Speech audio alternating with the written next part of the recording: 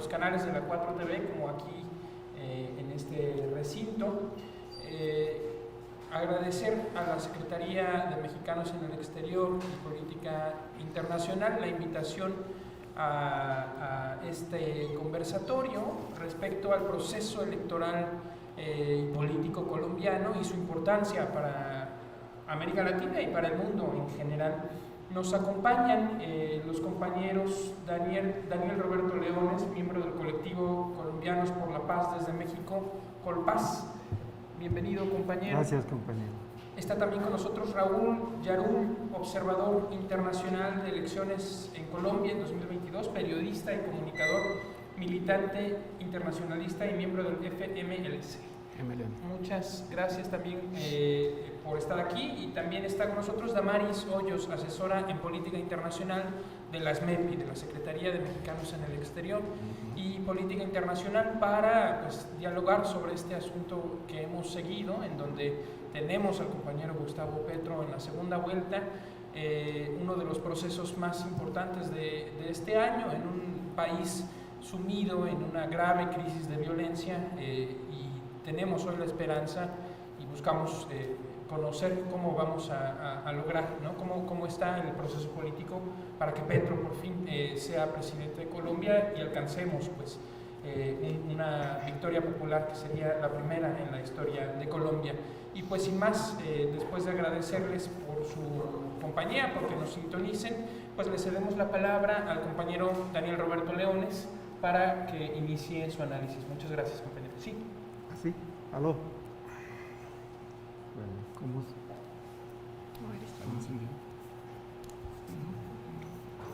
Gracias. Buenas noches a las compañeras y compañeros y a todo el auditorio de este espacio de conversación en torno al proceso electoral en Colombia, en su segunda vuelta, que comienza en el exterior a inicio el próximo lunes y terminaría el domingo 19 con el triunfo inobjetable del compañero Gustavo Petro y de Francia Márquez. Un saludo fraterno, solidario, de parte del Colectivo por la Paz de Colombia, desde México, Colpaz. Somos una comunidad de colombianos, latinoamericanos y mexicanos que surgimos a partir de los acuerdos de paz que firmó la FARC-EP y el Estado colombiano mediante el gobierno de Juan Manuel Santos en noviembre del 2016. A partir de ese hecho importantísimo para los colombianos, importante porque era el quinto esfuerzo de paz que se firma y que hoy está en una situación de debilidad porque el gobierno neofascista, neonazi, terrorista y de narcoestado, como es la variante de la oligarquía colombiana, el Centro Democrático, encabezado y dirigido por el expresidente Álvaro Uribe Vélez, que gobierna del 2002 al 2010. Es muy parecido lo que hoy se vive en el escenario electoral aquel momento, que justamente estaba presidido un acuerdo de paz que fracasó, de la FARC con el gobierno de Andrés Pastrana en el 1999. Pero paralelamente a ese acuerdo de paz, se firma un acuerdo del Plan Colombia con el gobierno de Plan Colombia, que es la intromisión descarada en los asuntos internos de Colombia por parte de los Estados Unidos.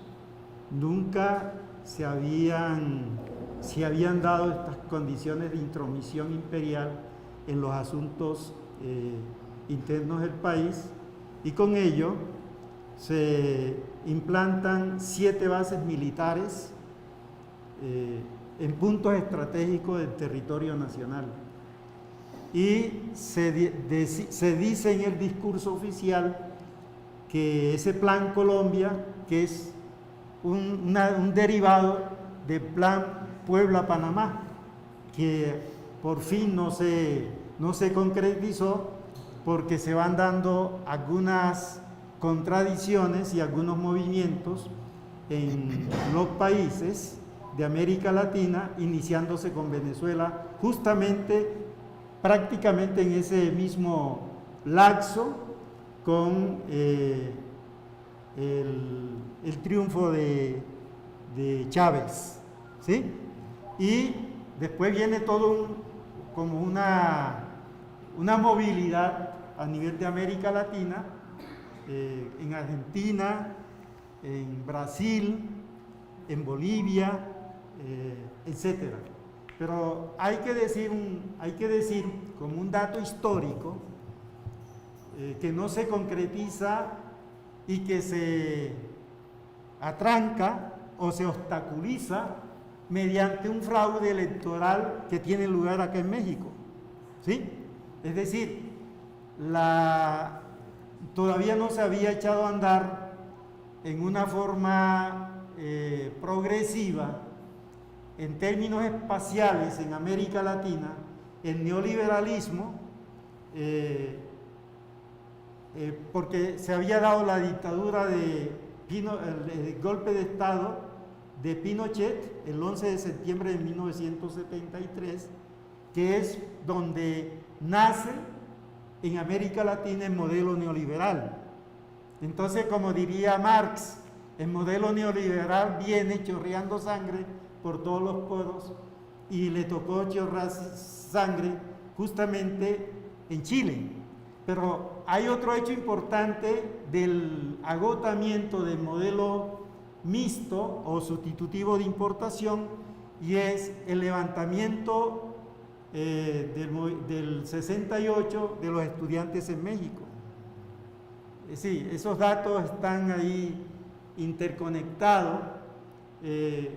Según el análisis económico, los inicios del modelo neoliberal parten de un aspecto, pudiéramos decir, técnico, de un desequilibrio de balanza de pagos que presentaban los países de América Latina, y ahí vienen los primeros cuestionamientos. Pero esto estamos hablando de más o menos a mediados de la década de los 50. El modelo neoliberal en América Latina se realimenta en los 10 puntos del Consenso de Washington, escrito bajo la dirección del Fondo Monetario Internacional, mediante el economista Williamson. Son 10 puntos. El decálogo que era, digamos, todo lo que se dio y que tenía que ver con las grandes reformas estructurales de los marcos constitucionales de cada uno de nuestros países. Para el caso colombiano,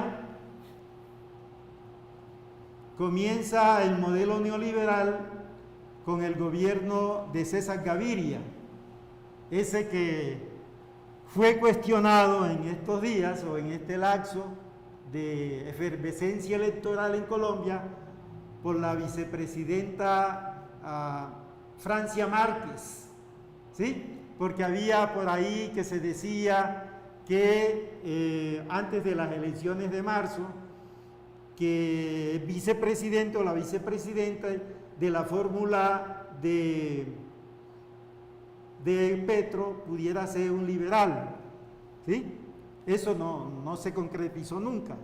Y entonces Francia, que es el fenómeno electoral que crea unas expectativas grandes en Colombia, en esas elecciones de marzo para legislativo, donde sale elegido por el pacto histórico, por la coalición del pacto histórico, Petro como el mayor votante de todos los candidatos, incluyendo las coaliciones de ultraderecha y de derecha disfrazadas en Colombia. Y la segunda votación, o la primera votación para vicepresidente es justamente Francia Márquez, ¿sí? Que representa uno de los sectores sociales más golpeado, más vilipendiado, más humillado, más sometido, más estigmatizado en nuestro continente, como son los hermanos negros procedentes del África, ¿sí? Igual suerte sufren los pueblos originarios de América Latina, que fueron exterminados en los primeros años de conquista y de colonización por encima del 95% de aquellos pueblos. Es decir, fueron totalmente desaparecidos de nuestro espacio social y de nuestro espacio productivo. Y esa fuerza de trabajo eliminada a partir del trabajo forzoso, por un lado, mediante la fuerza también de epidemias y pestes, justamente se trató de sustituir por la mano de obra esclava venida de los distintos espacios y lugares del África y que hoy son países. Ese dato histórico no se resuelve durante el periodo colonial, porque sigue la esclavitud, no dentro de las condiciones históricas del esclavismo como tal, sino dentro de una necesidad del proceso de acumulación de capital durante el periodo colonial. Y ese proceso de acumulación de capital durante el periodo colonial subsiste en América Latina hasta el día de hoy. Se conjugan el proceso de acumulación originaria de capital, que lo encontramos de una forma definida y bien organizada dentro del análisis teórico del capítulo 24 del tomo 1 de Marx, ¿sí? Hasta el día de hoy, que combinamos, en el neoliberalismo se combina la acumulación originaria de capital con la acumulación de capital. Y hay un elemento importante dentro de esta acumulación de capital con el modelo neoliberal, y es que aparece una nueva fuerza o una nueva casta o una nueva agrupación dentro del modelo neoliberal, que es la economía ilícita del narcotráfico o la economía de la cocaína. Y es porque se había dado anteriormente, en el siglo XVIII, la guerra del opio, pero que se mantuvo entre Inglaterra y China, ¿sí? Y hoy la particularidad de esta fuerza de acumulación de capital en el modelo neoliberal es que se globaliza, trasciende los marcos internos de la producción, como es el caso de Colombia y como es el caso de México, siendo México como una especie de trampolín, ¿sí? Y que hoy este grupo o esta organización de la economía del narcotráfico en Colombia está bajo según los analistas, está bajo la dirección de los grupos de narcotraficantes mexicanos. Se volteó el mapa. Para los 80, que son los grupos colombianos llamados cárteles, como ¿cómo decimos? Como una parodia, gobernaban la producción, la distribución, la colocación de las mercancías llamada cocaína por estos dos grupos, como es el cártel de Medellín, encabezada por Pablo Escobar, y el cártel de Cali, encabezada por los hermanos Rodríguez Orejuela. ¿Por qué hay que decir esto? Porque justamente el contexto de violencia, de paramilitarismo y de terrorismo de Estado, ¿sí?, que es una estructura que viene del marco de la seguridad imperial para los países de América Latina,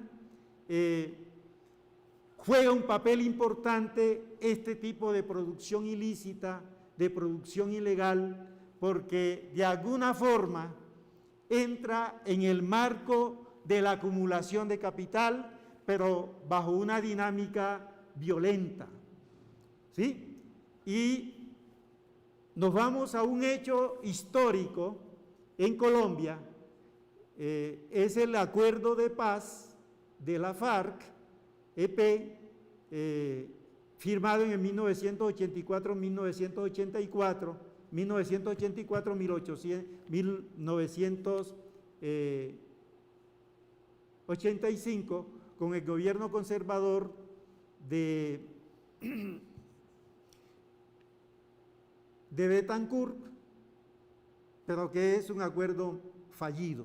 Como fue fallido el acuerdo de paz que se firmó entre el gobierno de Rojas Pinilla en el 1953 con las guerrillas liberales, donde surgen el movimiento armado insurgente de Colombia, posteriormente en los años 60, con la FARC, con el EPL, con el Ejército de Liberación Nacional y con el M-19, que justamente el M-19 aparece después de un fraude electoral escandaloso, cuando se forma o cuando se da por terminada la llamada violencia bipartidista o la violencia institucional en Colombia, que le llama así el sacerdote Camilo Torres, ¿sí?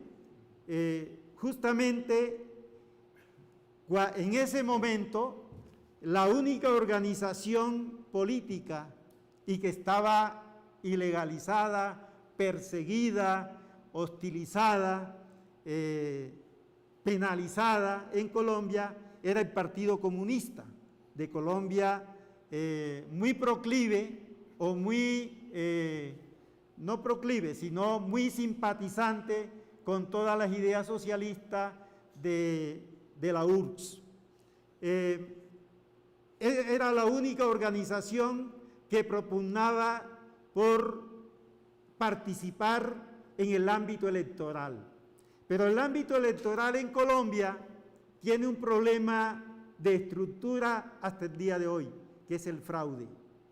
Ya, bueno, le achacan una frase a Gaitán, pero algunos dicen que no es de él, que dice Gaitán que a las 4 de la tarde termina de votar el pueblo y a las 4 de la tarde comienza el conteo de votos por la Registraduría Nacional, que viene siendo el equivalente del INE acá en México.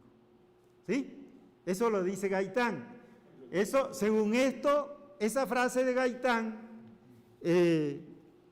la pronuncia el año 29, el año de 1929, cuando se aproxima una elección muy importante en la historia electoral de Colombia, porque terminaba la hegemonía del Partido Conservador o la ala oligárquica de la clase dominante en Colombia después de 30 años más 14 o 16, casi medio siglo de dominación de la élite conservadora de Colombia, que es equivalente a lo que hoy es el PAN en México. ¿Sí? Fíjense, casi son medio siglo, más de medio siglo de dominación conservadora en Colombia. Y entonces en 1930, pero estas contradicciones de la oligarquía colombiana están bajo la tutela, bajo la dirección de la dimensión imperial de Estados Unidos. ¿Por qué yo digo esto como hipótesis? Porque el embajador de Colombia durante 8 años, que es el presidente que sale elegido en Colombia del Partido Liberal, Olaya Herrera, si es el presidente después de una crisis, un desgaste profundo de los conservadores, aparece el relevo, ¿sí? El relevo de clase, pero dentro de la misma dimensión de dominación, ¿sí? Y está plasmado en un proceso electoral donde ya en esa época se funda el Partido Comunista de Colombia y el Partido Socialista de Colombia. Y en ese momento había como una efervescencia social, tanto de las ideas socialistas, de las ideas comunistas y de las ideas del anarquismo. Y esto sumamente preocupa a la oligarquía colombiana. Y en este lapso se conoce como lo que posteriormente se llama por los clásicos de la violencia en Colombia, que lo pueden encontrar ustedes, ese primer texto que trata de hacer una síntesis, ¿sí?, de lo que se conoce como la violencia en Colombia, escrita por un obispo que murió acá en México y que enseñó en la Escuela de Agricultura de Chapingo y en colegio posgraduado, llamado Germán Guzmán Campo. Murió por acá en 1988. Por otro sociólogo de la Iglesia Presbiteriana, profesor acá en la Facultad de Filosofía de la UNAM, Fals Borda. Y otro abogado colombiano, ese sí no profesaba ninguna norma, ninguna ideología, más bien era un abogado, Umañas Luna. Esos fueron los tres que escribieron 2 tomos de la violencia en Colombia y la publican en 1962, que coincide con el segundo mandato de lo que se conoce como el Frente Nacional, como una solución a los conflictos y a las contradicciones de la oligarquía colombiana entre liberales y conservadores. ¿Sí? 1962, el libro es seriamente cuestionado por las élites, como hoy lo hacen con cualquier investigación que se haga señalando los grandes problemas estructurales del país.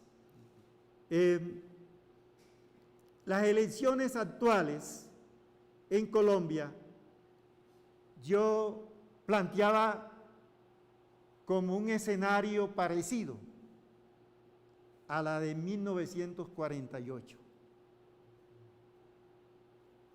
pero a la vez muy distinto, porque en el 1948 el candidato a la presidencia y que iba a ser presidente era Jorge Eliezer Gaitán, ¿sí? El asesinato, el magnicidio de Jorge Eliezer Gaitán, orquestado desde el imperio, en complicidad con las dos oligarquías que se mantenían en pugna, liberales y conservadores, incluyendo la intromisión del Vaticano, o de la Iglesia Católica por lo menos, y por supuesto del imperio. Y todo apunta de que el crimen de Jorge Eliezer Gaitán, que provoca lo que se conoce como el bogotano, que en ese momento se originaron 400.000 asesinatos en todo el territorio nacional, 400.000 asesinatos de una confrontación bipartidista de liberales y conservadores, de una confrontación bipartidista poniendo a pelear al pueblo. Y se conjuga un concepto sociológico, político, económico, de clase en sí. Ese concepto de clase en sí, las oligarquías nuestras hasta el día de hoy la han explotado, y la explotan justamente en los contornos electorales. Y hoy en día, el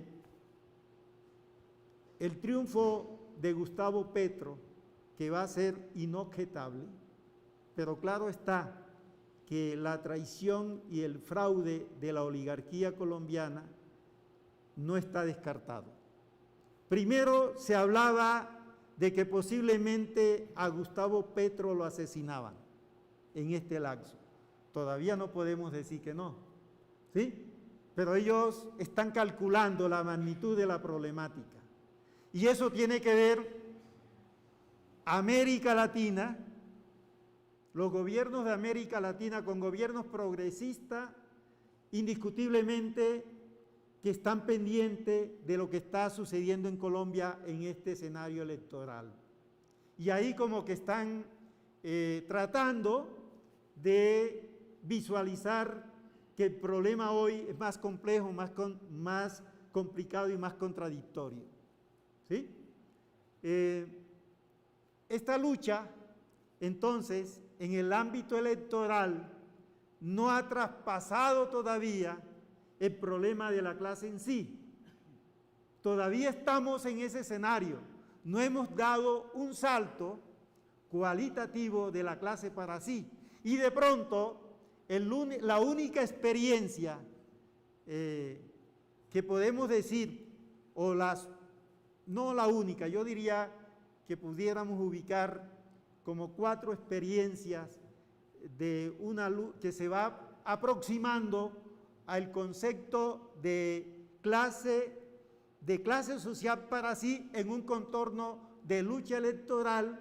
Pudiéramos ubicar entonces, en primer caso, Venezuela con Chávez, ¿sí? Y por eso el imperio no le perdona, le hostiga, le persigue desde todos los puntos de vista a ese gobierno de Chávez, a ese gobierno de hoy de Maduro, a ese gobierno de Venezuela, ¿sí? Es un bloqueo sistemático. Esa es una... ¿Por qué? Porque se da todo un proceso de concientización, de organización desde las bases del pueblo venezolano. Por eso no han podido derrotarlo. En el campo electoral, cuando intentaron, no pudieron. Cuando le intentaron el golpe de Estado del comandante Chávez, no pudieron, ¿sí? El otro caso es el de Bolivia, que se da un golpe de Estado a Evo Morales y se recupera el lugar en el gobierno, ¿sí? A través de una fórmula novedosa y habilidosa y creativa, ¿sí? Y bueno, hoy tenemos a un gobierno en Bolivia dentro de lo que se conoce como el progresismo político en América Latina. El otro caso importante yo creo que es el de México. ¿Sí? Yo creo que el caso de México se va acercando a una lucha electoral de clase para sí.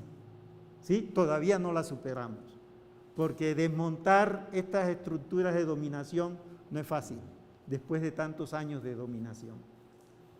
Y el caso colombiano con Petro, donde hay una coalición de los movimientos de izquierda, porque eso es lo que es un movimiento amplio de las distintas organizaciones políticas, como es Colombia Humana, que viene o deriva del acuerdo de paz por allá a finales de los 80 del M-19, ¿sí?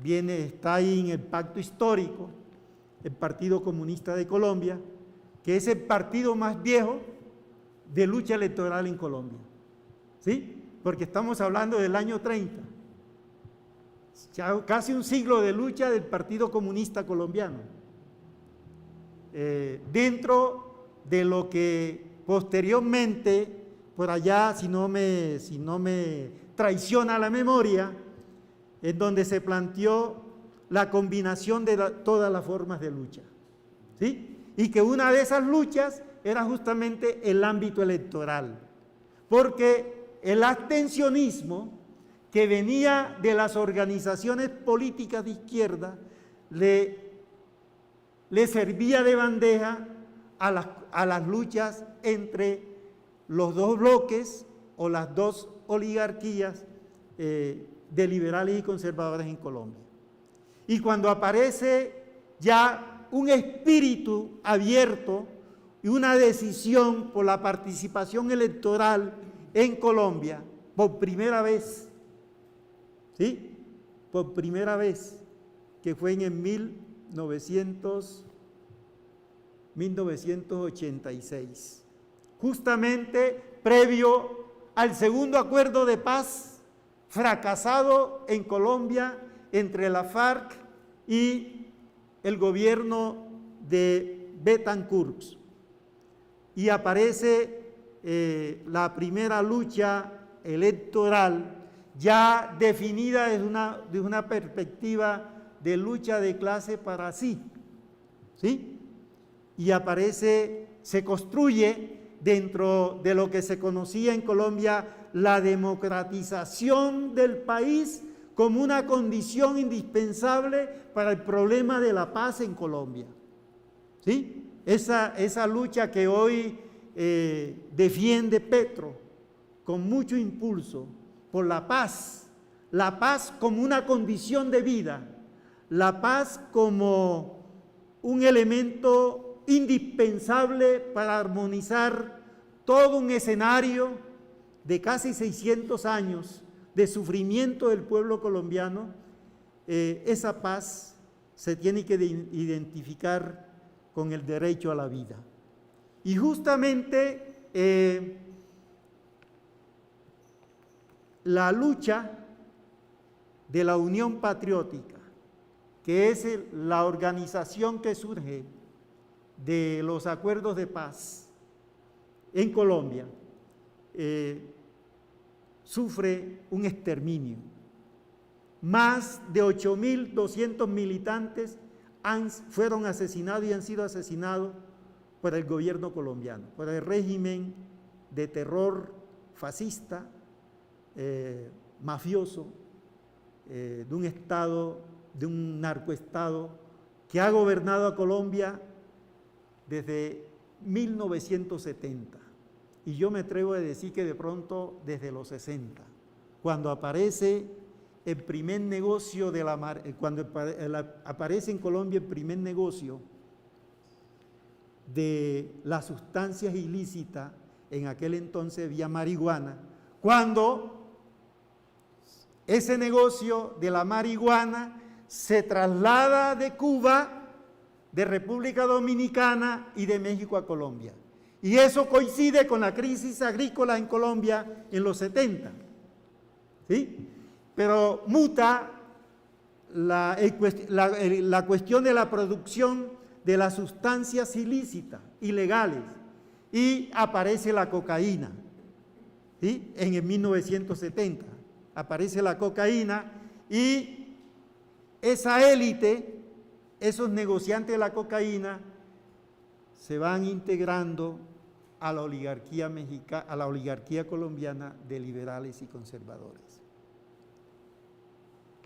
Y en el 1980 ellos son utilizados tanto por el imperio como por la oligarquía colombiana. Y entonces, a partir de ahí, aparecen los grupos paramilitares, ¿sí? So pretexto de que un comando del M-19 secuestró a una joven de uno de los integrantes de los Ochoa, integrantes del cártel de Medellín, y aparece muerte a secuestradores. ¿Sí? Era el grupo paramilitar que después derivó en el brazo armado de los terratenientes, de los industriales y de las transnacionales, bajo la dirección imperial, porque el negocio del narcotráfico es de allá, del norte. ¿Sí? Cuando nosotros llegamos y económicamente decimos que el 80%, y esa es la lógica de la acumulación mundial, el 80% de los dividendos de los procesos económicos se queda en las economías desarrolladas y el otro 20% se va a las economías expropiadas y maltratadas y sojuzgadas por la explotación y la miseria del capital. Entonces el negocio es de ellos y lo usan políticamente, ¿sí? Y políticamente ese uso implica una persecución política a los movimientos de izquierda. Gracias. ¿Sí? 1984-1987 muere el segundo candidato a la presidencia de Colombia, Jaime Pardo Leal. Ya había matado a Gaitán, ¿sí? En el 90 es Pizarro, candidato también del M-19 a la presidencia, que se proyectaba con una simpatía en los sectores medios en Colombia. También es asesinado. Y también en ese mismo lapso es asesinado el segundo candidato de la Unión Patriótica, Bernardo Jaramillo, nacido en Medellín. ¿Sí? Ahí hay como un corte, viene después las luchas en los asuntos electorales en Colombia, y Petro, ¿sí?, ha participado en 3 procesos. La pregunta es, ¿por qué no han eliminado a Petro? ¿Será que lo subestimaron? ¿Sí? Porque hoy es muy incómodo. Hoy es sumamente difícil por toda la interconexión mundial a través de las redes. Ese es un factor que influye mucho. ¿Sí? Y entonces, el contorno actual, ¿sí?, en las elecciones pasadas, Petro compite de tú a tú con el candidato del Centro Democrático, neofascista, orientado, dirigido por el expresidente Uribe Vélez. Y a Petro se le gana porque la oligarquía colombiana, representado en el Centro Democrático, hizo fraude electoral, compraron votos. En Colombia, la compra de votos, según esto de que el pueblo termina de votar a las 4 de la tarde y a partir de las 4 de la tarde la Registraduría Nacional, aquí el INE, comienza el conteo. Estamos hablando de 1929, ¿sí? Llevamos un siglo. Es decir, que la democracia electoral representativa, el fraude le es inherente, ¿sí? Y entonces, pero hoy en día, el fraude en las actuales elecciones en Colombia es una cosa bien orquestada, bien construida, con una ingeniería sofisticada, ¿sí? Y entonces, fíjense cómo presentan un fraude mediante el entramado mediático, como un elemento de la guerra de quinta generación o de cuarta generación que se pone en práctica en este lapso, fundamentalmente en nuestros países. Este fraude ponen a Petro con un techo, ¿sí?, del 40%. Y entonces en la primera vuelta hubo fraude electoral en Colombia, hubo compra de votos. Y dice un político del Partido Conservador, ya fallecido, Roberto Gerley, de Barranquilla, Costa Atlántica, dice: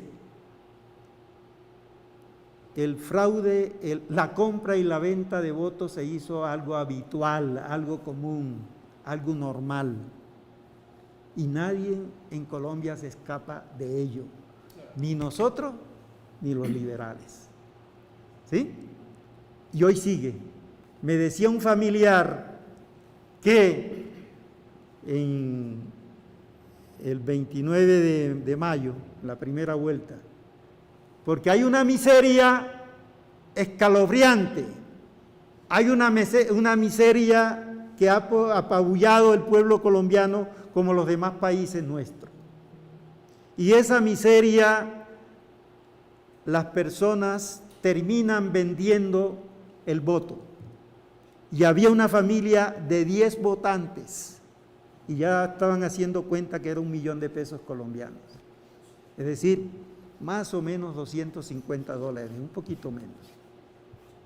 Y no les llegaron al precio y se quedaron sin votar, ¿sí? Pero eso es un problema de miseria, de conciencia en sí.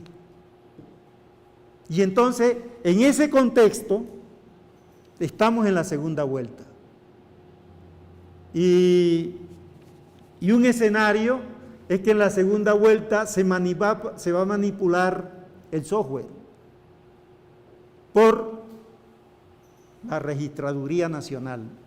Si la votación es apretada y hay entre Petro y este ampón de la política, como es el RHS, Rodolfo Hernández Suárez, que es un ampón de la política, es un tipo peligrosísimo. Lástima que se me va el tiempo, pero si hay alguna posibilidad para dar como un perfil de este candidato que sale beneficiado porque hay una traición al candidato inicial de la oligarquía, que era Federico Gutiérrez. La oligarquía no confió en Federico Gutiérrez y se le midió a este ampón, a este analfabeta, pero muy peligroso, tratándole de venderle al país que es un candidato antisistema, que es un candidato anticorrupción, que es un candidato contra los ladrones. Es decir, eso pega mucho en un analfabetismo y en un desorden y en una confusión de la población colombiana. Va a haber una sesión de preguntas y respuestas para poder también sí, tocar algunos puntos. Gracias, porque quedé como que así en la panorámica, pero... Muchas gracias al compañero Daniel Roberto.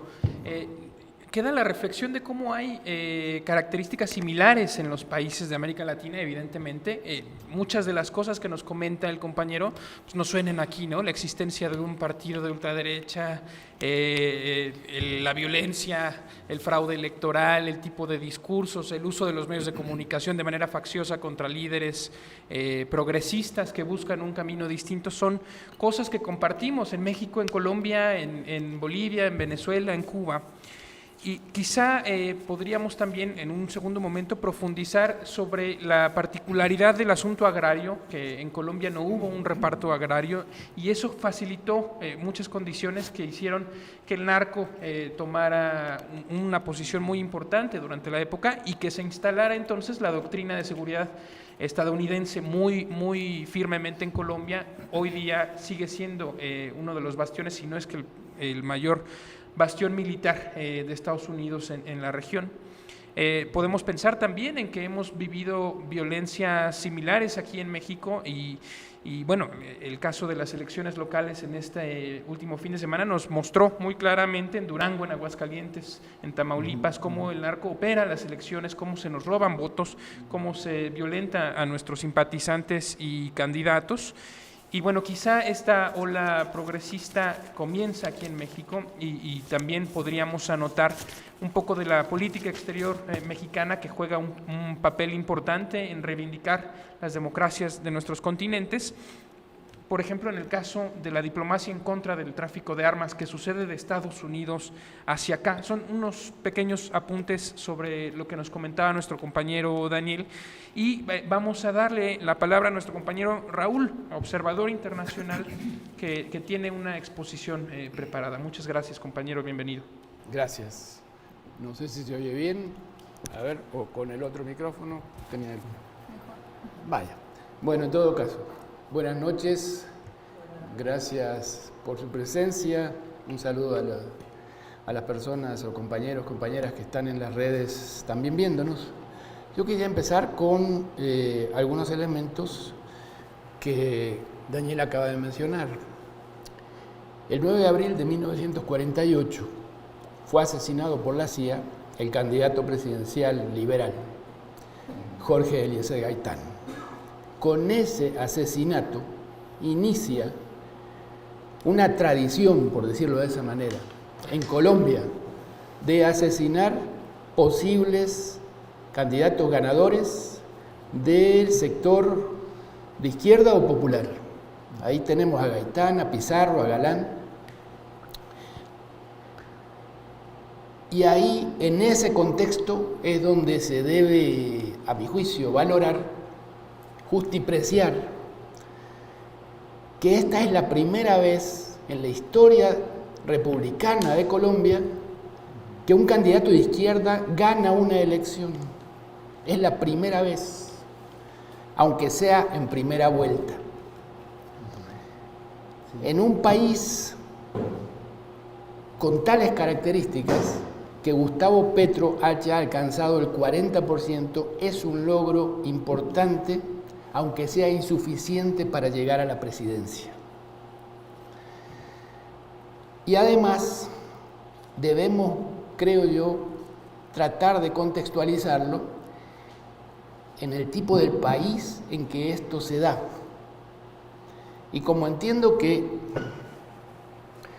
la idea de este conversatorio es tratar de ver hasta qué punto afecta, en un sentido o en otro, las elecciones de Colombia al conjunto de nuestra América, creo que ahí debemos ver algunas cosas. En primer lugar, ¿por qué Colombia sigue siendo el transatlántico de Estados Unidos en la región? Es la base militar de Estados Unidos en la región. Es la joya de la corona geopolítica para la región. Es la punta de lanza de la recolonización imperial para el continente. Y vamos a ver algunos datos que son objetivos. Colombia es un país bioceánico, Pacífico y Atlántico, por el Mar Caribe. y vamos a ver cuánto territorio tiene, con quiénes limita y por cuál es la lógica de que sea justamente Colombia lo más importante para Estados Unidos. Limita con Panamá, con Brasil, con Venezuela, Perú y Ecuador, por la región andina. Pero además, a través de tratados, fijó sus fronteras marítimas con países vecinos en el Caribe, es decir, que limita con Nicaragua, Costa Rica, Haití, Honduras, Jamaica, República Dominicana y Panamá. Y por el Océano Pacífico con Costa Rica, Ecuador y Panamá. ¿Qué importancia tiene que limite con estos países? Que con las 9 bases gringas que están en Colombia y con otros establecimientos de tipo justamente marino, perfectamente ante cualquier conflicto en cualquiera de estos sectores marítimos, la flota de Estados Unidos puede llegar dentro del territorio marítimo que corresponde a Colombia a ponerse a tiro de piedra de cualquier invasión a cualquier país que pudiera tener cualquier tipo de ideas autodeterminantes. Y esa es la razón fundamental porque Estados Unidos considera a Colombia como estratégica, aparte de los aspectos que el compañero mencionó, la cuestión del narcotráfico, pero desde el punto de vista de la geopolítica y de la reorganización y recuperación colonial del continente, estas son parte de las razones. Y por eso es un país ocupado, militarmente ocupado, y es lo que normalmente no se dice. Militarmente ocupado por una fuerza extranjera que son los Estados Unidos. Y eso está enraizado en toda la historia del país. El siglo XXI es el país donde existe, en Colombia, el mayor ejército formado en todo el continente, dentro de la doctrina de seguridad nacional.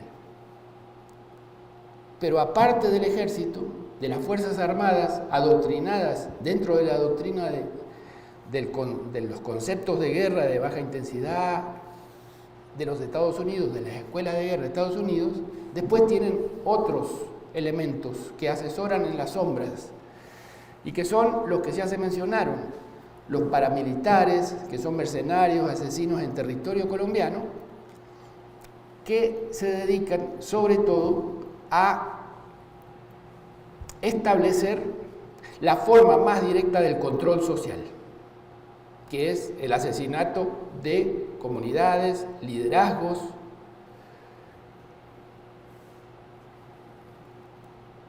y todo esto hay que verlo también en el contexto del acuerdo de paz, porque eso es de las cosas que parecen muchas veces olvidarse.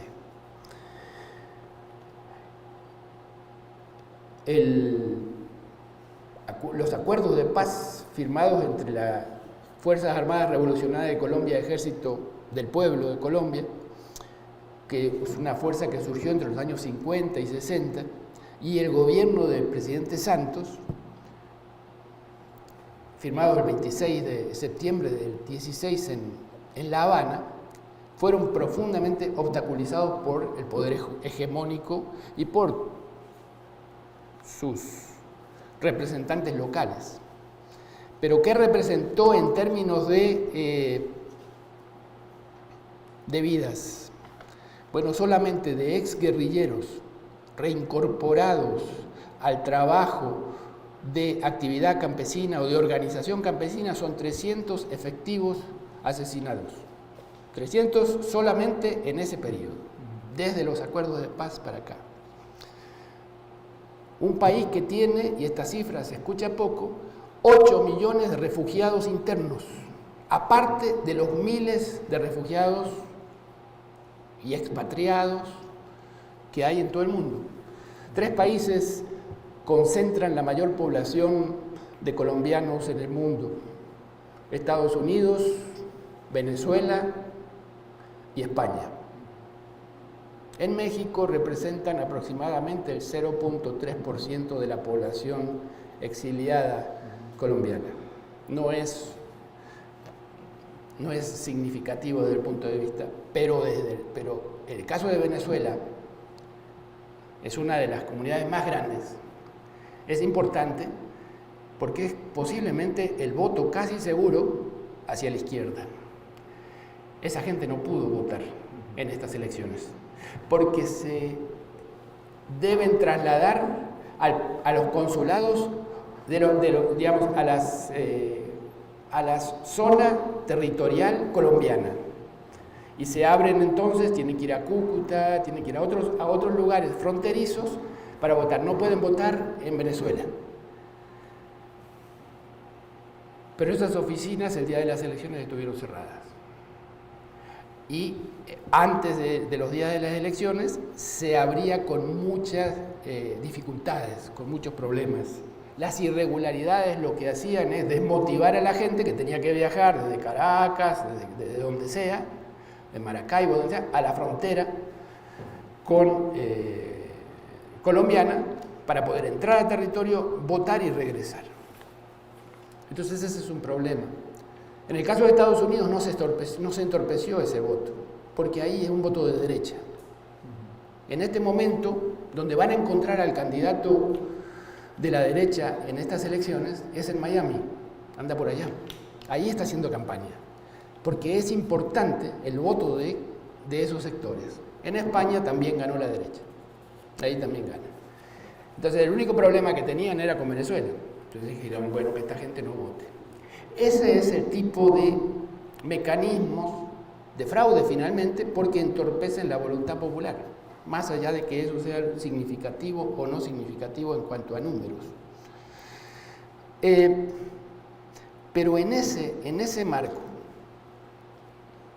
y en el marco de los acuerdos de paz, si hay un sector, a mi juicio, que en este proceso fue olvidado, fueron precisamente las organizaciones que llevaron adelante todo el proceso de resistencia hasta llegar a los acuerdos de paz. Porque este proceso electoral de tanta importancia está tapizado con la sangre y los huesos de militantes y combatientes, guerrilleros, de las organizaciones armadas que decidieron firmar la paz. Y no son reconocidos en ningún lado. Son fundamentalmente ignorados en muchos aspectos.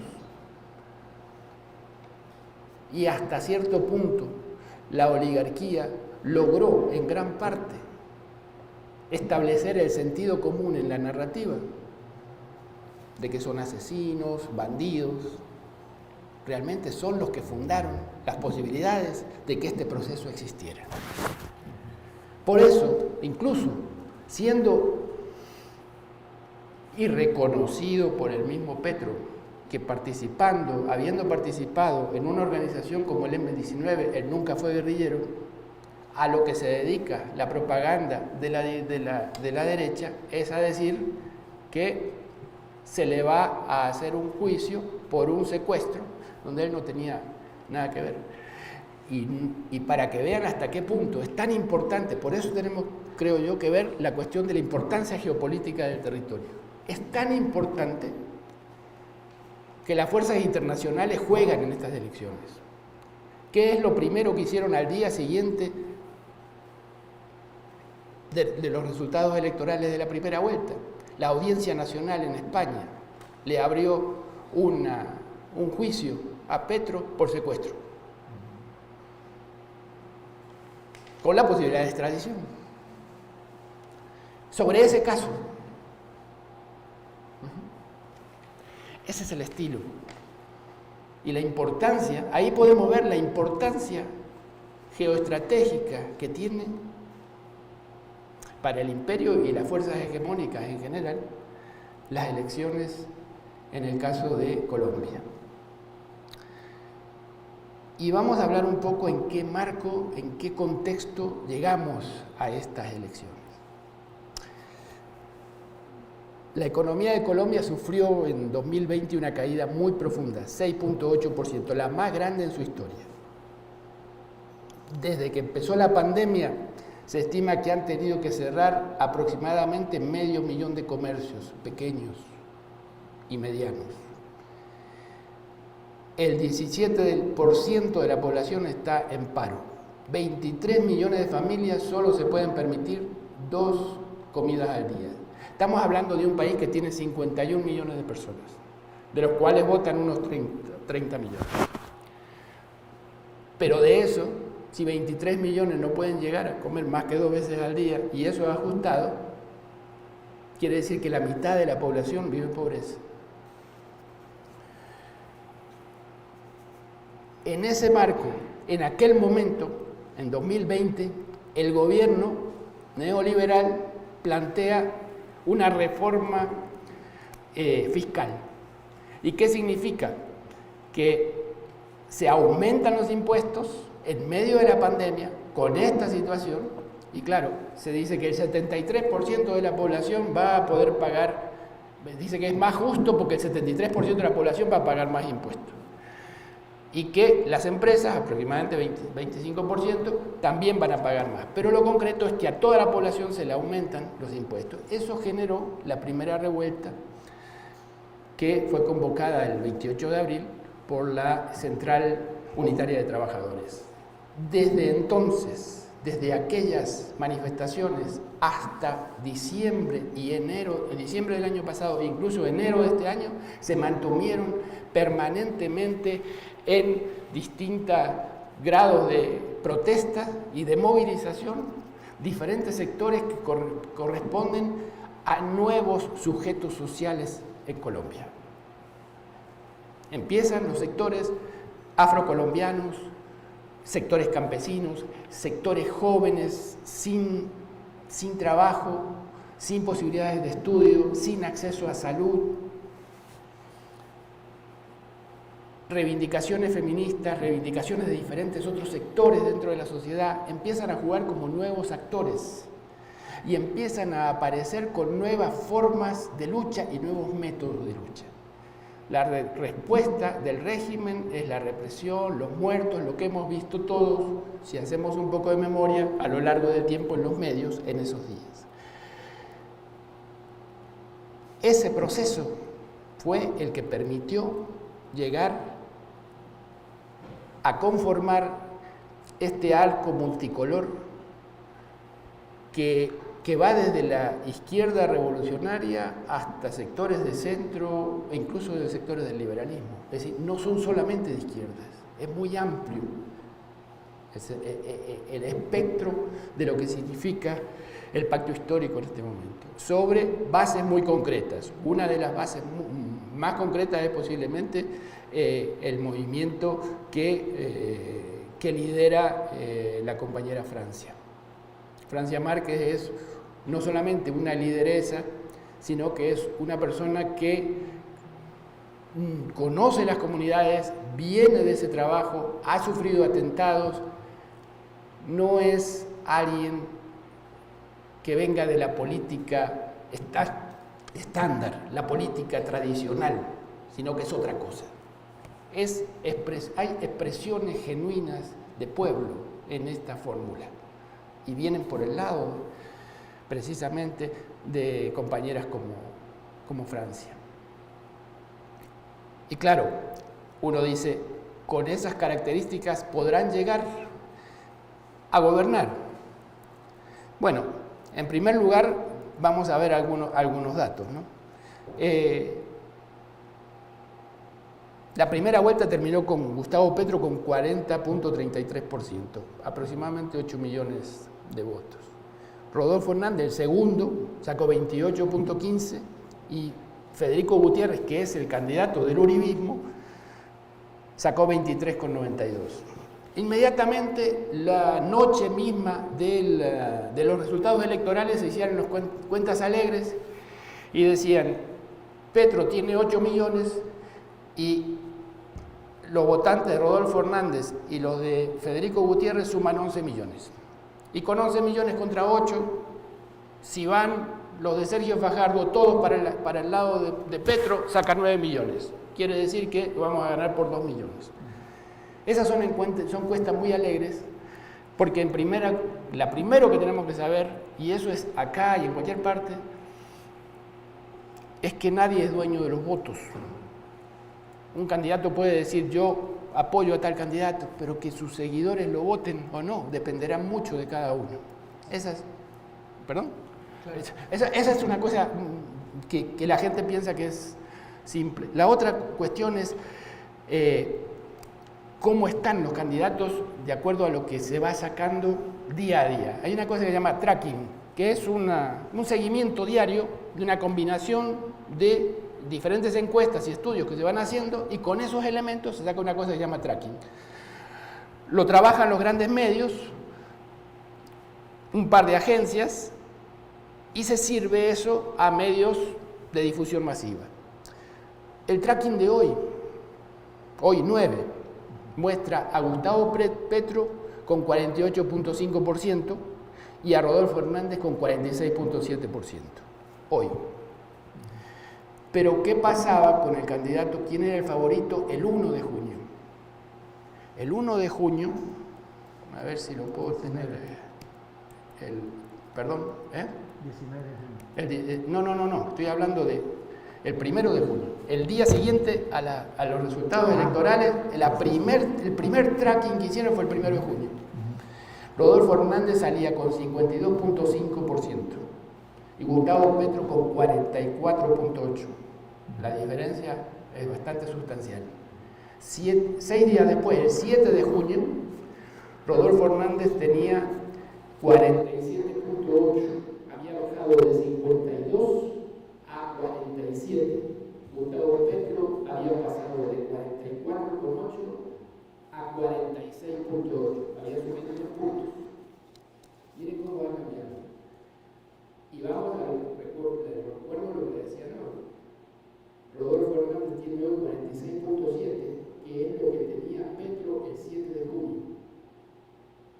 Y Gustavo Petro tiene 48.5, que es más que lo que tenía Rodolfo Hernández el 7, que tenía 47 puntos.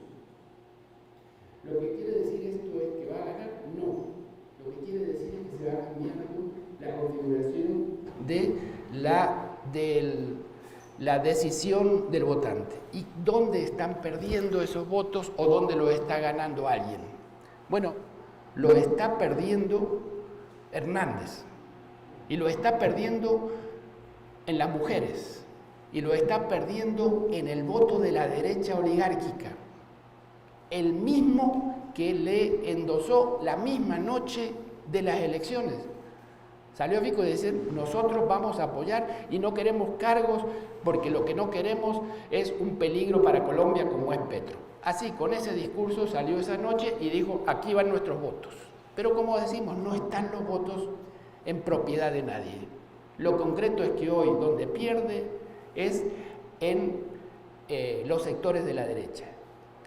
Y tenemos incluso por zonas, por sexo pierde. Semana a semana, los hombres desde el 31 de mayo al 8 de junio, o sea, en estos días, le han quitado 2 puntos al ingeniero Hernández. Y las mujeres, 9 puntos. Y es sobre todo porque se va develando y se va reconociendo lo que es el personaje. Es un tipo misógino, que trabaja sobre la base de una característica que yo quisiera, si me permiten, desarrollar un poquito más. ¿Cómo es el candidato opositor? El candidato al que debemos enfrentar. Yo vengo de El Salvador, donde tenemos un personaje que es exactamente el modelo sobre el cual se basa este personaje que enfrentan en Colombia, que se llama Bukele.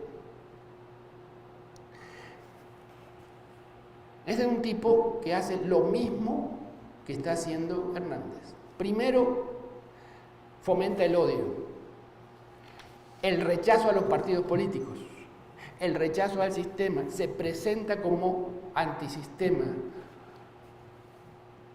presenta un discurso que es más cercano a la izquierda que a la derecha. Esas son las características. Pero al mismo tiempo tiene otras características muy especiales, que también son de Hernández. No tiene ningún empacho en mentir descaradamente. No importa lo que diga, no importa. No va a permitir que le hagan preguntas si son incómodas.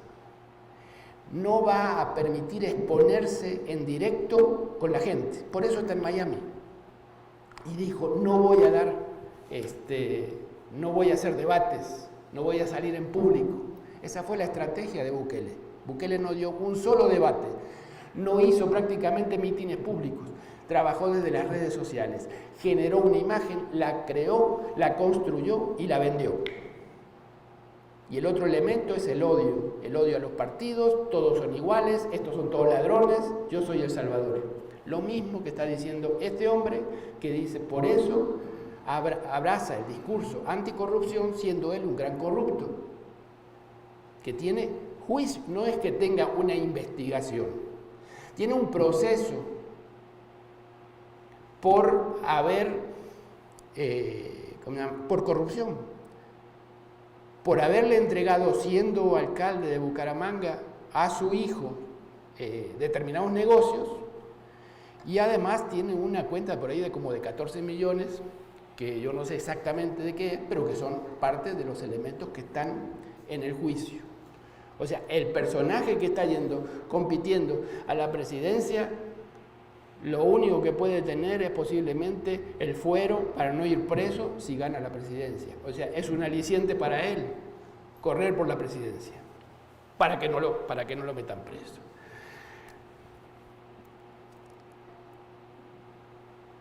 Esa es la característica principal del personaje. Lo comparan con Trump. Yo creo que está más cerca. Hay tres elementos en América Latina que fueron muy similares, que tienen una característica de un populismo neofascista, autoritario, que son Bolsonaro, Trump y Bukele. Y esas características que dieron resultados positivos a estos personajes son las que estudiaron estas agencias de comunicación y de prensa y de marketing, que elaboraron en la forma de la fabricación de un candidato. Y es este modelo. El problema que tiene en el caso de Rodolfo Hernández es la edad. Si ustedes ven una foto en el diario El País de hoy, aparece, y no es de hoy, esa foto ya tiene unos días, aparece un primer plano en una calle, pero lo vienen llevando, lo vienen abrazando, una muchacha lo viene abrazando, porque da toda la sensación de fragilidad, de que se va a caer. Entonces, ¿cómo compensan eso? Con su aislamiento, con decir, no, yo no voy a salir en los medios, incluso dijo que por su propia seguridad no lo podía hacer. ¿Ya? Lo cierto es que los números lo que están mostrando es que se le está cayendo en una parte importante parte de su discurso. Hay sectores radicales de la derecha que se están apartando de él, pero que por supuesto no van a ir hacia el otro lado.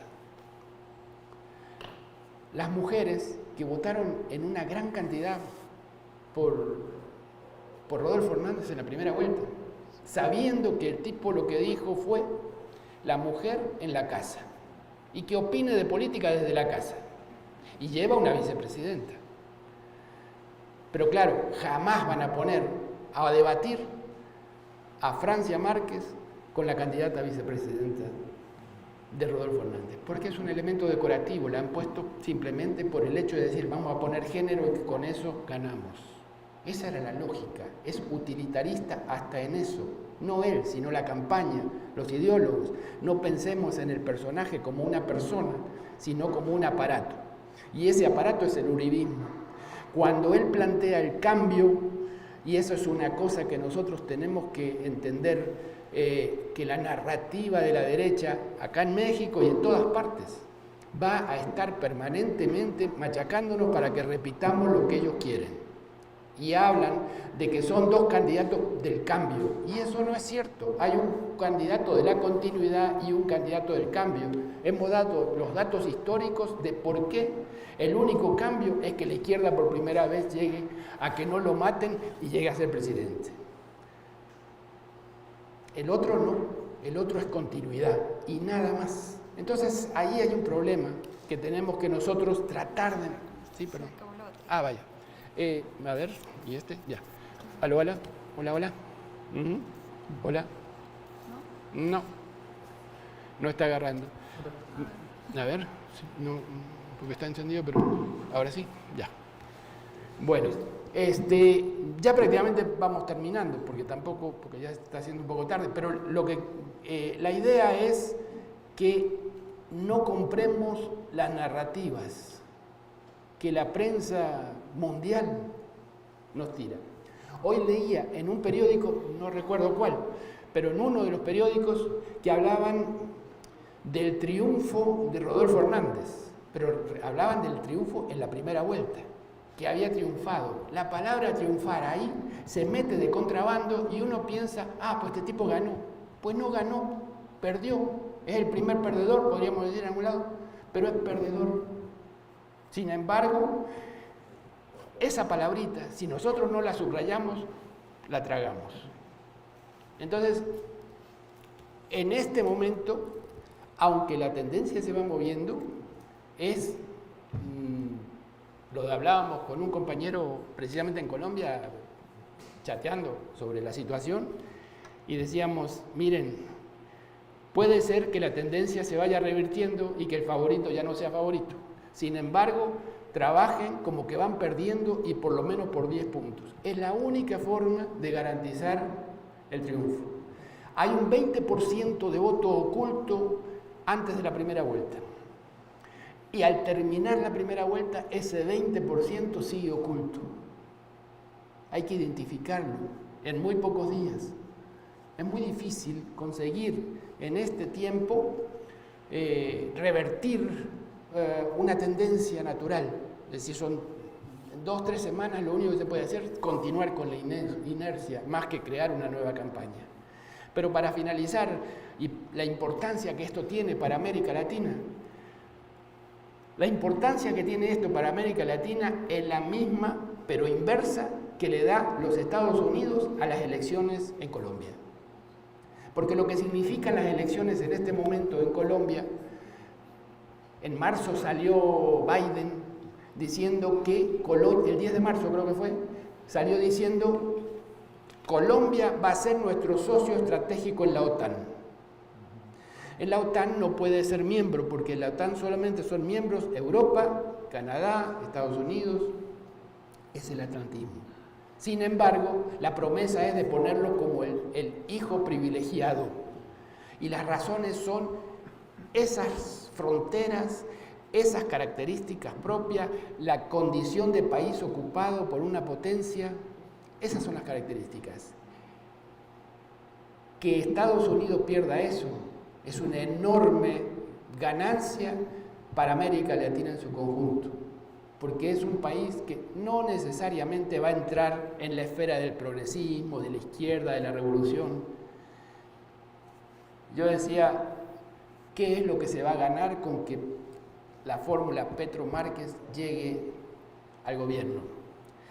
Habremos logrado que el pueblo de Colombia haya podido poner un pie en la puerta del poder e impedir que ese poder se cierre, por primera vez en la historia. Los cambios vendrán después. ¿Por qué? Porque no tendrán correlaciones de fuerzas favorables para todos los cambios que un país con tantos rezagos tiene. Y eso hay que saberlo administrar, lo sabemos desde El Salvador, Cuando hay demasiadas cosas pendientes, los pueblos inmediatamente piden soluciones. No siempre son posibles de realizar inmediatamente, pero hay algo que es una fórmula infalible y es confiar siempre en el pueblo. Si no tenemos correlación en los estamentos estatales, en las diferentes formas de expresión de poder, tenemos un poder mucho más grande, que es el poder de la gente en las calles, ayudándonos a gobernar. Para mí, creo que esa es una lección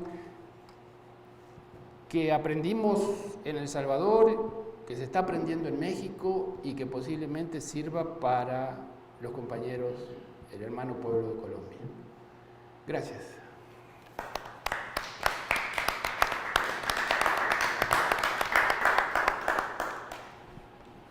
Muchas gracias, compañero Raúl. Ahí yo me estoy haciendo bolas con el micro. Importante, destaco la última idea que comentas sobre cómo las experiencias nacionales van retroalimentando las próximas luchas, ¿no? Y pues este es el propósito de este tipo de conversatorios. Damos también la palabra, la participación a nuestra compañera Damaris Hoyos, asesora de política internacional de casa de la SMEPI. Bienvenida. Bueno, muchas gracias, compañeros, compañeras. Voy a ser muy breve porque eso se ha extendido un poquito y ya es un poco tarde para volver a casa. Creo que en esencia ya mis dos compañeros que me antecedieron han dado un contexto bastante amplio de la situación en Colombia. Comentar un poco que junto al compañero Diego, que está detrás de cámaras, tuvimos la oportunidad de ir como observadores independientes en la primera vuelta de Colombia. Les voy a platicar algunas anécdotas y un posicionamiento que me parece importante resaltar desde Morena y desde la Secretaría. Creo que vimos muchas circunstancias bastante parecidas a lo que tenemos en México en el tema electoral, ¿no? La derecha siempre haciendo de las suyas, comprando un montón de votos, saboteando toda la campaña y satanizando con exactamente el mismo discurso, que Petro es un peligro para Colombia, que los va a convertir en Venezuela o en Cuba. Pero cuando uno vive pues la miseria de estar en un país lleno de narcotráfico, de violencia, de crimen, de racismo, de odio constante y sistemático ejercido desde el Estado, pues ya que puede ser peor, ¿no? Creo que ese discurso en realidad en todo el continente ya es obsoleto, la gente ya no lo cree, lo cual es muy importante resaltar porque por lo menos en México me parece que incluso muchos militantes de izquierda lo creían también. Hasta que llegó Andrés Manuel y entonces empezaron a poner ciertos discursos sobre la mesa y ahora nos encontramos, o sea, podemos hacer abiertamente un conversatorio en nuestro partido con invitados, compañeros de Venezuela, ¿no? Hemos hecho conversatorios con compañeros de Cuba, el mismo presidente se ha posicionado, bueno, el último posicionamiento en la Cumbre de las Américas ha sido bastante importante. Hoy nos comentaba el compañero de Haití sobre el discurso de Alberto Fernández y creo que eso es importante fortalecerlos en los proyectos de transformación y de progresismo que se están instaurando en América Latina porque nos permite consolidar un eje continental y de todo corazón esperamos que Colombia se sume a esto, no solamente porque queremos realmente ver la transformación de la política del pueblo colombiano, sino porque creo que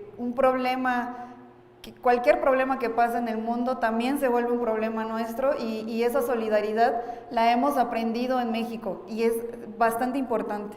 Resaltar un poco lo que el compañero decía sobre el perfil de la derecha de Rodolfo, que justamente era muy impresionante cómo él, teniendo un discurso totalmente misógino, diciendo que las mujeres debemos estar en la casa, que las mujeres no debemos hacer política, las mujeres salieron a votar por él.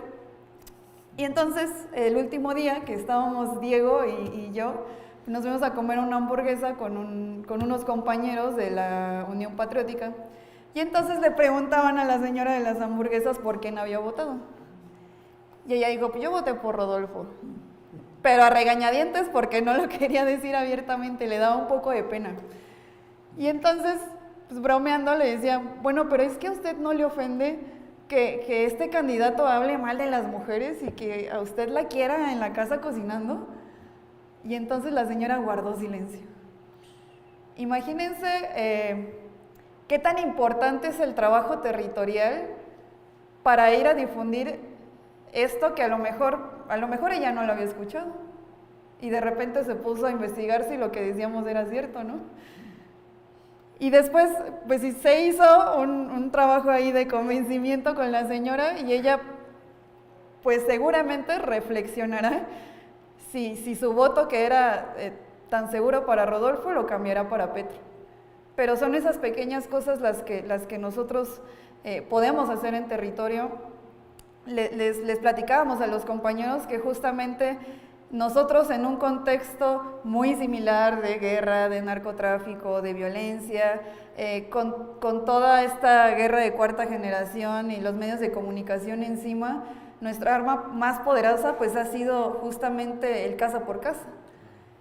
Y el casa por casa nos ha ayudado a desarticular toda esa red de mentiras de los medios de comunicación que ellos también tienen en ese momento. Creo que nosotros sí tenemos que hacer varias tareas de solidaridad como partido, movimiento. De nuevo yo reitero esta posición de que en Morena pareciera que estaba prohibido hablar de socialismo, pareciera que estaba prohibido hablar de Venezuela, de Cuba y de estas grandes transformaciones y cambios de los gobiernos progresistas, pero yo quisiera que estos conversatorios no solamente se quedaran en charlas de los intelectuales o de los compañeros que ya estamos un poco sumergidos en los temas, sino cómo nosotros logramos popularizar estos debates, estos discursos a nivel territorial. Cómo logramos que también nuestros vecinos, nuestras vecinas, que antes no hablaban de política internacional porque estaba prácticamente prohibido, ahora lo hagan, ahora sepan qué está pasando en el continente y que comencemos a tener pues más actividades de solidaridad internacional desde el territorio. Y fíjense qué tan importante es esto. Hace rato alguno de ustedes tomaba el tema de la migración, que además es un tema central en la parte de la Secretaría de Mexicanos en el Exterior, porque Colombia sufre lo mismo, ¿no? De la migración venezolana. Nosotros tenemos alrededor de 27,000 colombianos viviendo en México, un poco más de 83,000 venezolanos y un poco más de 100,000 cubanos. Cuando vino toda la crisis y estas movilizaciones de la derecha, principalmente en Cuba, que fue un tema muy agitado en México, imagínense que esos cubanos no agitaban bajo una bandera de izquierda, es una bandera totalmente anticomunista.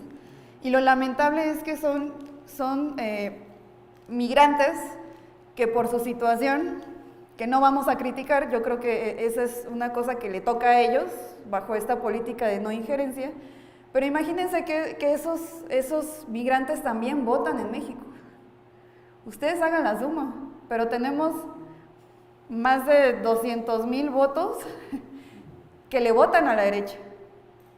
O sea, nosotros no tenemos más de 5% de esos migrantes votándole a la izquierda en México. Y yo creo que se vive una situación muy parecida en Colombia. Se habla de la migración venezolana, pero no se habla de la migración colombiana que ha tenido que huir por la violencia. Y eso también es importante difundirlo. ¿Por qué? Por el grado de similitudes que nosotros tenemos, tanto geopolíticamente como incluso en las condiciones sociales del día a día de un colombiano, del día a día de un mexicano. Que si bien nosotros hemos logrado avanzar con el gobierno de la Cuarta Transformación de Andrés Manuel López Obrador, me parece que el posicionamiento de solidaridad hacia Petro de parte de nuestro presidente les está dando un aire de respiro. Por lo menos nuestros compañeros de la Unión Patriótica, a los cuales también les envío un saludo, nos han expresado que agradecen bastante la solidaridad, no solamente del presidente, sino de nuevo, y creo que es importante que nosotros también voltemos a ver hacia el sur. Entonces, yo quiero dejarlo hasta acá para no extenderme y preferiría pasar ya a la ronda de preguntas y respuestas, si les parece, para que podamos ir matizando algunas de estas discusiones. Muchas gracias.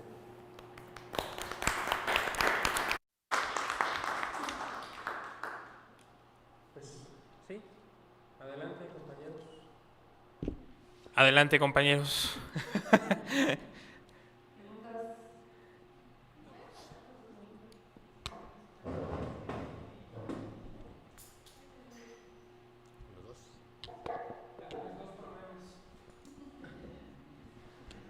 Bueno,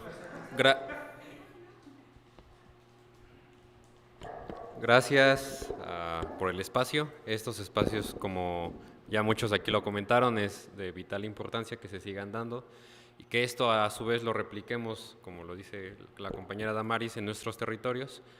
Pero bueno, lo que yo les quiero comentar, lo que yo les quiero externar, es respecto a la importancia de los partidos políticos o entendidos como partidos movimiento. Esto es algo muy visible en el discurso político de México y en realidad de muchos compañeros de Latinoamérica. Aquí en este espacio hemos tenido conversatorios con compañeros de Guatemala, de Venezuela, bueno, de muchas partes de Latinoamérica, y es un punto en el que se coincide. Yo les quería, preguntar cuál es la situación específica. Lo comentaron un poco durante la participación, que es una coalición de movimientos sociales. Pero en ese sentido, ¿cuál es, digamos, el método organizativo que ustedes les han optado y que les ha funcionado para que de verdad esta coalición de movimientos sociales tenga rumbo y tenga pues un futuro más allá de las coyunturas electorales? Morena es un partido pues bastante joven, en pocos años, en menos de una década, ha logrado pasar de la conformación a la disputa por el poder, a la toma del poder en gobierno, y pues el mapa electoral en la mayoría de las entidades federativas se ha pintado del color guinda. Sin embargo, pues justamente pasa por este conflicto de solo atender coyunturas electorales. En el caso de Colombia, bueno, reitero la pregunta, ¿cuál ha sido la metodología organizativa por la cual ustedes han optado o que les haya funcionado, o, digamos, en todo caso, que no les ha funcionado? O sea, ¿cuáles son las experiencias propias en ese tema? Muchas gracias.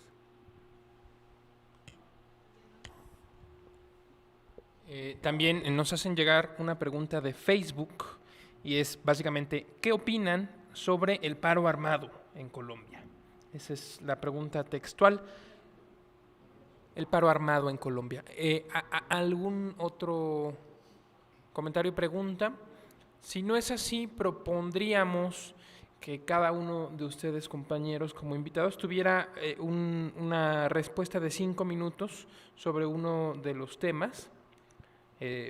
Por cuestiones de la transmisión en vivo y del tiempo del espacio, ese sería el margen de tiempo.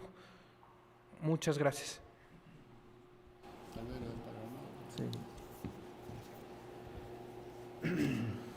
Sí, el asunto del paro armado es parte de la estrategia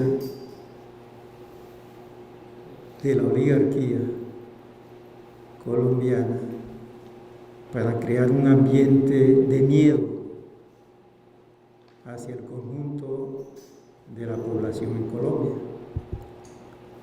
Justamente los grupos ilegales que cuentan con el aval y el contubernio del gobierno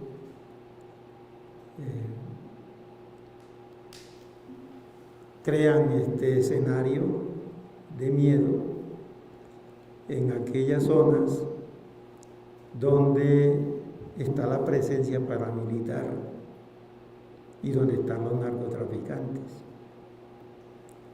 En el mapa electoral, donde, si ustedes lo observan, donde se opera el paro armado, es muy parecido a lo que sucedió meses antes de la firma definitiva del acuerdo de paz, donde ganó el sí. Es decir, es algo contradictorio, inverosímil, que un país inmerso en más de 100 años de violencia, y de pronto cuando se da la oportunidad de un escenario de paz, convocan un plebiscito y gana el no por un estrecho margen. Justamente en esta misma zona donde sale adelante Rodolfo Hernández, ¿sí?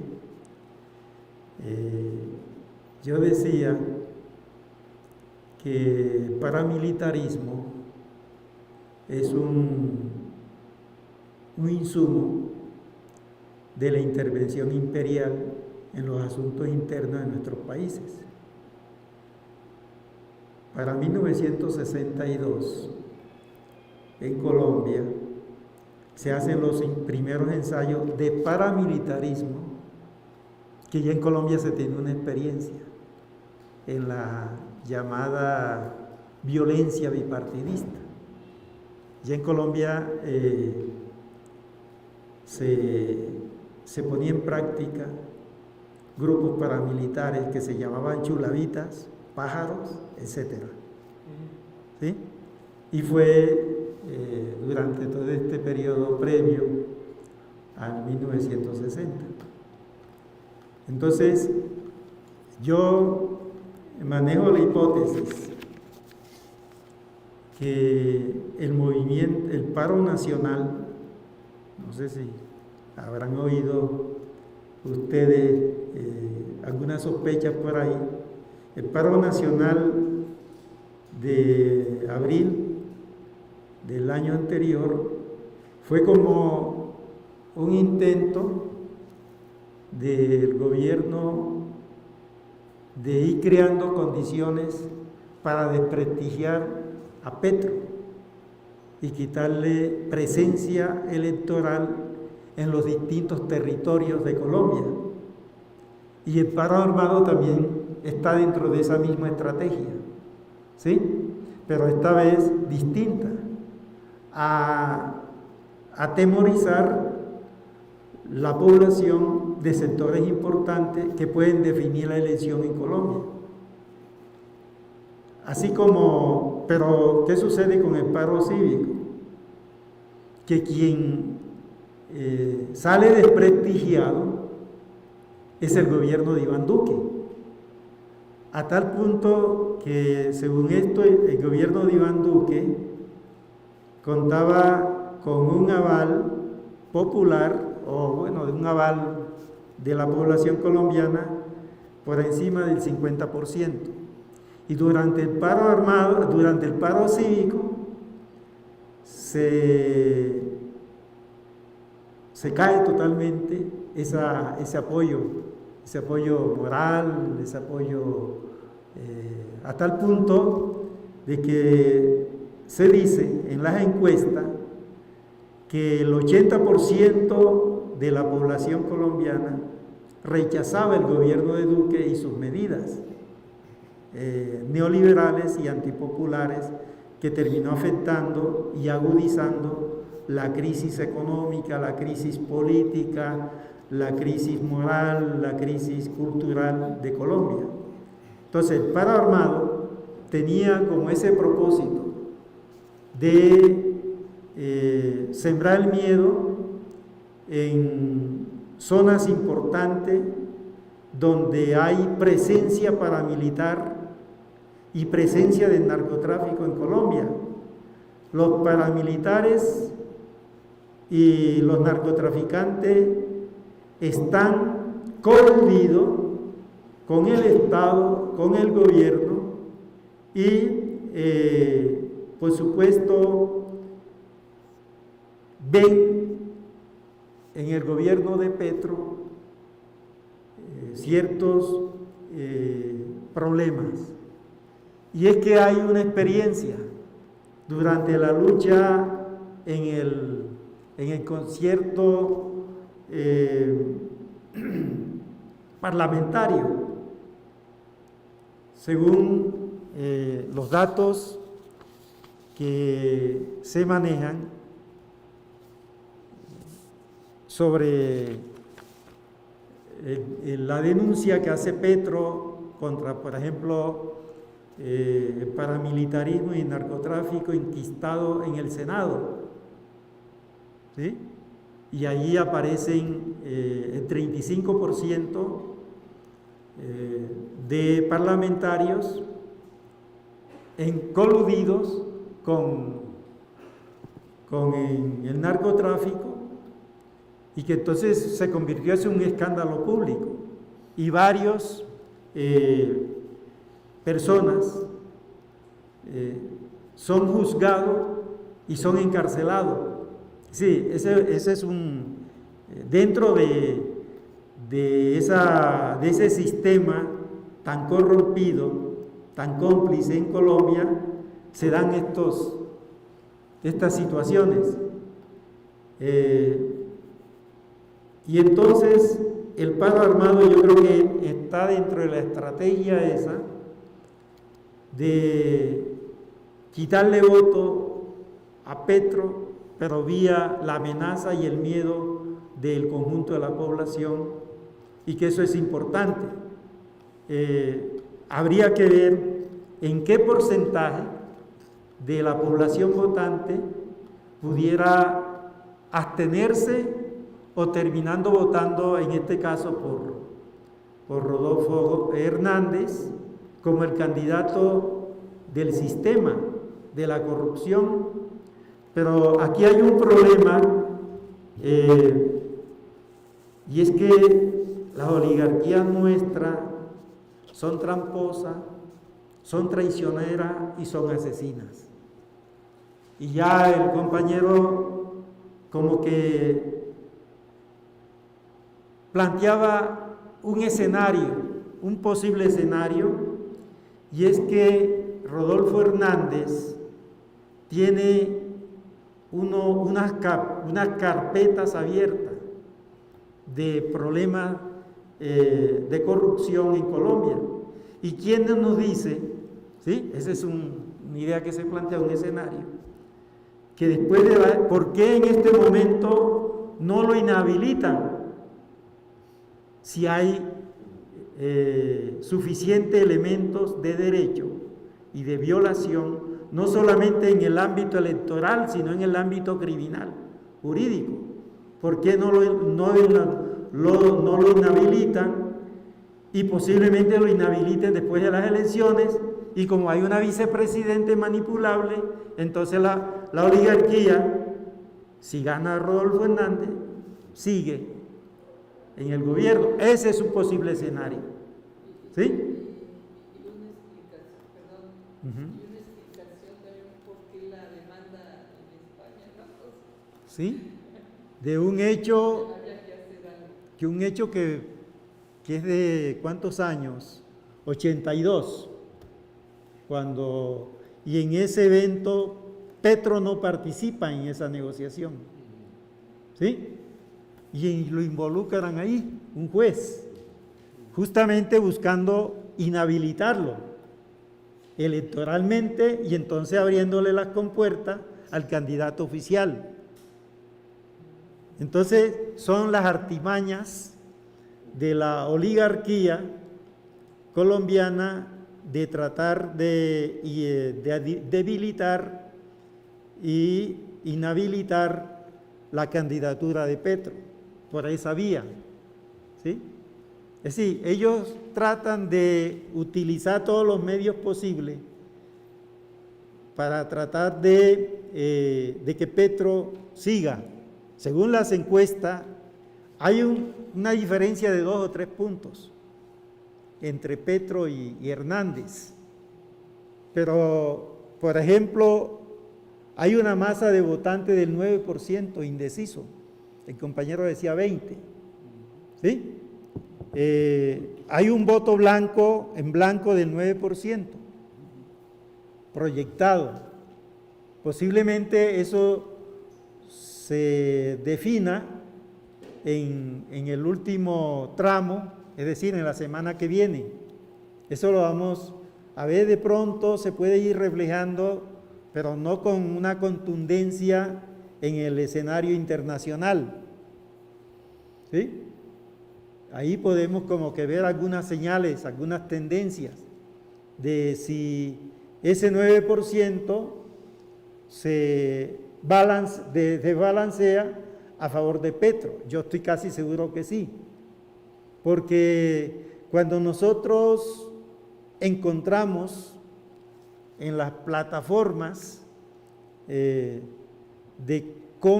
qué es el perfil de Hernández, encontramos que es un ampón, es un delincuente de siete suelas, es un sociópata, ¿sí? Es un tipo peligroso, es un tipo que miente, ¿sí? Yo no sé si en otro país hubieran declarado inhabilitado a Hernández por los tropelines que ha hecho.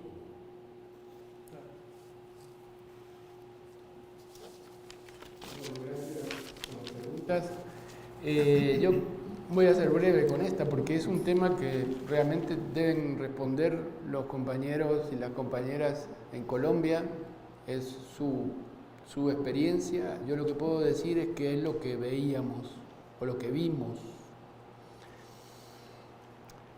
Traté de explicar que la génesis de la actual fórmula presidencial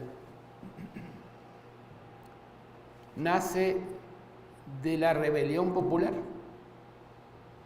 en el marco de la pandemia. Se acordarán ustedes de una consigna que decía: si en medio de la pandemia nos movilizamos es porque el gobierno es más peligroso que la pandemia. Y era exactamente eso, esa es la razón de aquel movimiento multicolor,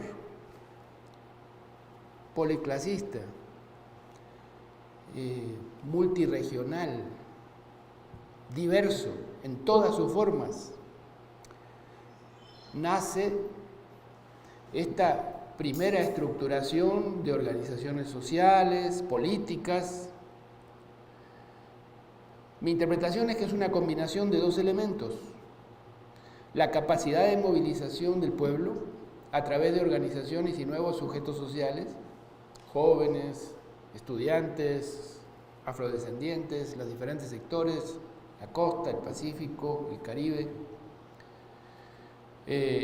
las zonas rurales, las grandes urbes movilizadas, clases medias afectadas por ese tipo de reformas tributarias.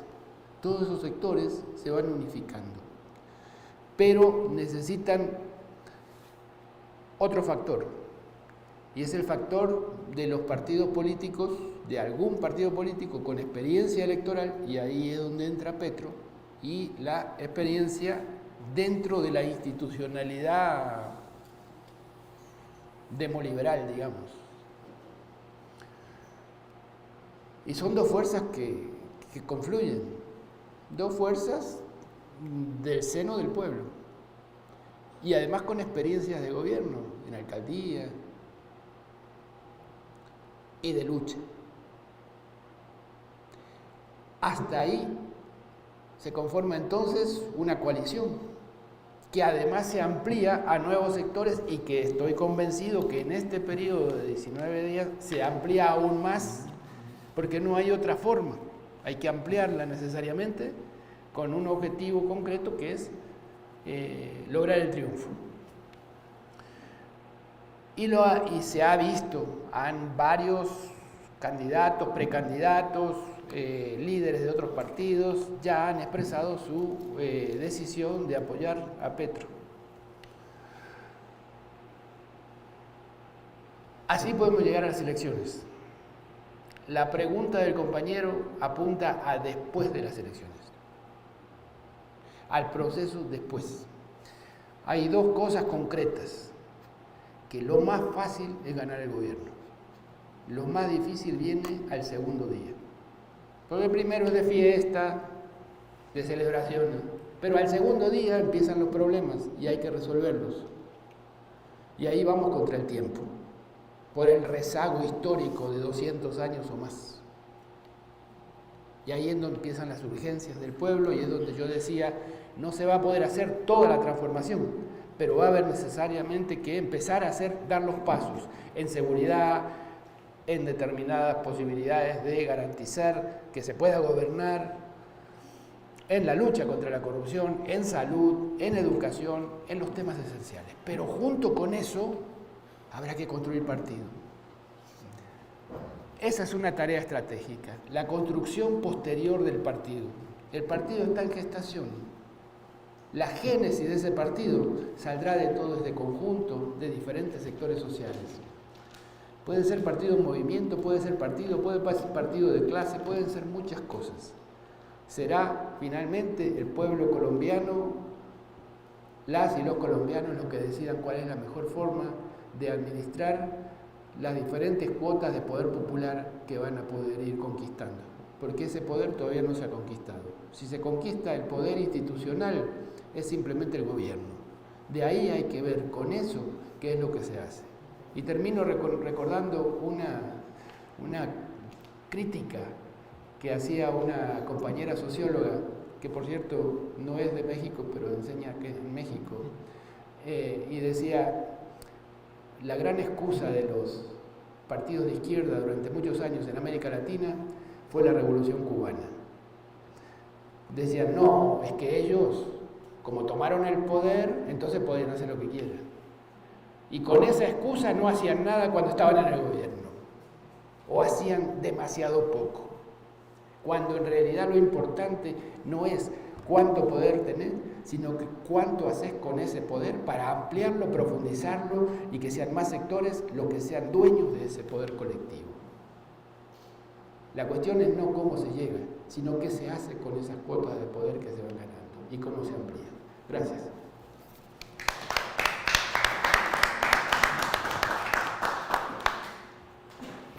Pues muchas gracias. Esto es un problema, ¿eh?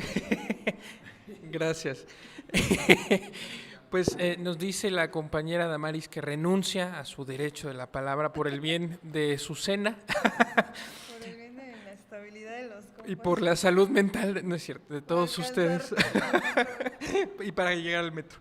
No, pues agradecer a la Secretaría de Mexicanas en el Exterior y Política Internacional este espacio, este conversatorio, agradecerles compañeros por su ilustración. Sabemos que quedan muchas ideas en el tintero, muchas cosas que profundizar, pero estaremos dando seguimiento, observando con mucho amor el proceso electoral en Colombia, la segunda vuelta y todo lo que venga en el futuro de nuestro querido Colombia.